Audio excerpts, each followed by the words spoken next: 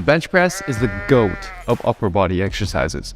Do this right and you'll see massive gains in your chest as well as your shoulders and arms. But do this wrong, and even if it doesn't happen right away, you risk seriously injuring your shoulders and elbows to the point where you may never be able to bench again. The most important part is with step 1, setup.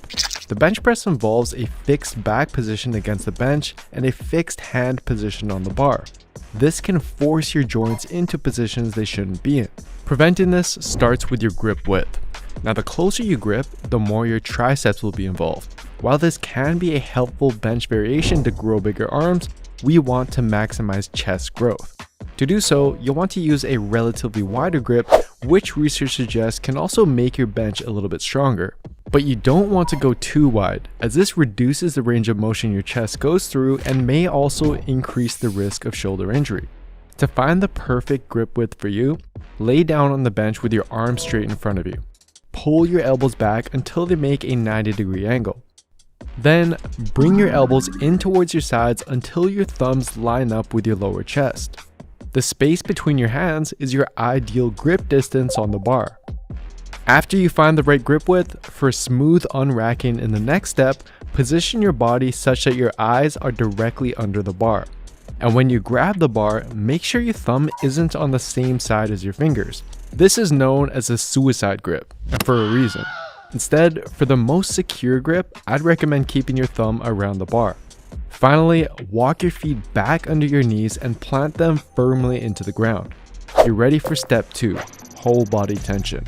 Before you even consider unracking the bar, you need to activate various muscles that will help unlock your strength and keep you stable as you lift. Let's start with the lower body. Use your quads to push your feet down into the ground and use your glutes to drive your knees out. Then, activate your lats by bringing your armpits down to your hips. You can imagine there was a band attached to the bar pulling it back as you try to pull it forward. Next, we want to create an arch in your upper back. Some competitive powerlifters take this to the extreme to help them reduce the range of motion so they can lift more weight. But this may not be the best for growth, and it does require a lot of upper back mobility. A slight arch, however, is something I'd recommend, as it can help make the bench press feel a little more comfortable on your shoulders and may help you recruit more of your chest fibers, especially if you sit all day in a hunched over posture. But to create it, you are not just arching at your lower back and sticking your ribs out. Instead, simply think about opening up and extending your chest. This should create a little bit of space between your back and the bench as a result. Once you've set your arch, straighten your wrists by pointing your knuckles to the ceiling. Then, through your nose, take a deep 360 breath into your abdomen and brace your core as if someone were about to punch your stomach. You're ready for step 3, unracking. This is where most people lose all their tension and mess up their bench press before they've even started. To avoid this, maintain your arch and stay tight, then push the bar up to get it off the rack. From there, you want to use your lats to pull the bar into the starting position right above your shoulders. Then, re-engage your lats by thinking about bending the bar in half. You're ready for step 4, descent. The most common mistake people make here has to do with the bar path. Unlike the squat and the deadlift, during a proper bench press, the bar should not travel straight up and down. This form can aggravate the shoulders by placing them in a compromised position, and it also won't be the best form to activate your chest. In fact, one well-executed study compared the bar path of novice benchers who could bench 225 pounds to elite benchers who were lifting well over 400 pounds. As you can see, in both cases, they don't bring the bar straight down. They bring it down and slightly forwards. But it's important you do this properly. First, avoid letting gravity just drop the weight. Instead, actively pull the bar down by using your back muscles to squeeze your shoulder blades together. Focus on pulling the bar down towards your lower chest, right around the level of your nipples. Now, as you do this, your elbows will have to bend, but you want to avoid tucking your elbows too close into the body and also avoid the more common mistake of flaring them out to the sides. Instead, to maximize chest activation and minimize shoulder discomfort, keep them tucked at about a 45 to 70 degree angle away from your body. Think arrow shape instead of T shape. Now as for how deep to go, to maximize growth, you ideally want to touch your chest with the bar. But some people, especially if they're locked into a rounded posture, don't have the required mobility to do this. Their shoulders will roll forward at the bottom, which can cause discomfort and potential injury. In this case, stop an inch or two above your chest or whatever is most comfortable for you. But once you do reach the bottom position, your forearms should not be bent inward or outward. If they are, to minimize discomfort in your joints, try narrowing or widening your grip to get your elbows stacked directly under your wrists.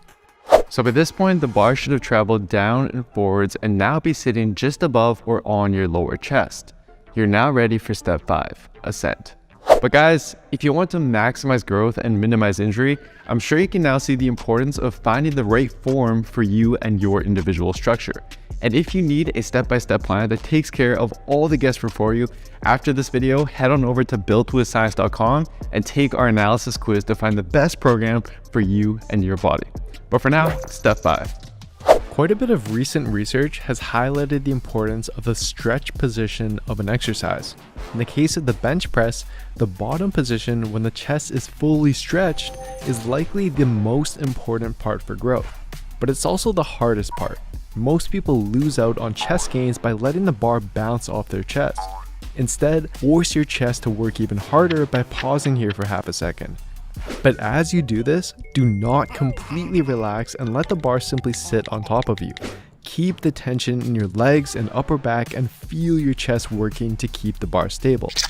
After the slight pause, use your quads to push your feet forward against the ground as if you were doing a leg extension, and then drive the bar up off your chest. But as we talked about earlier, don't push the bar straight up. If we take a look back at the study I mentioned earlier, novice lifters tend to drive the bar straight up off the chest, whereas elite lifters drive the bar up and backwards off the chest. So although it might feel a little bit weird at first, try to drive the bar back up towards your head so that from the side view, the bar travels in a slight arc. And as you do this, to boost chest activation, don't think about just pushing the weight up. Try thinking about pulling your biceps in as if you were trying to touch them together. But as you get to the top, avoid letting your shoulders steal gains from your chest by collapsing your upper body and rounding your shoulders forward. Instead, keep your chest up by maintaining the arch in your upper back and squeeze your biceps into your armpits until your arms fully straighten over your shoulders. Exhale through tight lips as you come to the top. Take another deep breath in your stomach, brace, and then control the weight back down for another rep. Congrats! You have just done the perfect bench press. You can give these videos a watch next to fix your squat and deadlift, and I'll see you next time.